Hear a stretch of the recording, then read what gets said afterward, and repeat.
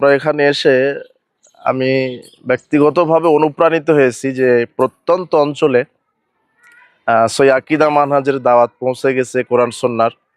এখানকার ছেলে মেয়েদের পড়াশোনা করতে অনেকের ঢাকামুখী হতে হয়, রাজশাহীমুখী হতে হয়, রংপুরমুখী হতে হয়, যা খুব কষ্টকর এবং দরিদ্র এলাকা আমাকে তারা বলেছে। এই জন্য এনারা খুব কষ্ট সাধ্য হলেও নিজেরা জমি জায়গা আমাকে এনারা বললেন যে সর্বমোট 100 শতক জমি, 100 শতক জমি, এর মধ্যে 30 শতক কিনা হয়েছে, তাই না? আর 70 শতক, তো এখানে প্রায় 80 থেকে 1 লক্ষ টাকা শতক। তো প্রায় এখনো তাদের জমি ক্রয়ের জন্য এখানে 80 থেকে 100 লক্ষ, 1 কোটি টাকার মতো প্রয়োজন।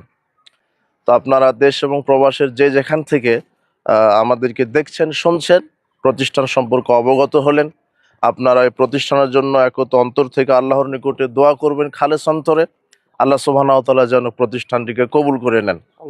আর দ্বিতীয়ত, আপনারা সার্বিক সহযোগিতা প্রদান করবেন, বুদ্ধি, পরামর্শ, অর্থ, সবকিছু দিয়ে আপনারা সহযোগিতা করবেন।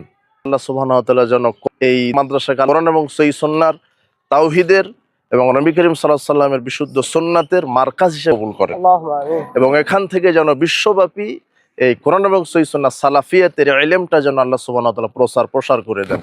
বারাকাল্লাহু ফিকুম, জাযাকুমুল্লাহ খায়র, সুবহানাকাল্লাহু ওয়া বিহামদিক, আশহাদু আল্লা ইলাহা ইল্লা আনতা আস্তাগফিরুকা ওয়া আতুবু ইলাইক। আসসালামু আলাইকুম ওয়া রাহমাতুল্লাহি ওয়া বারাকাতুহু।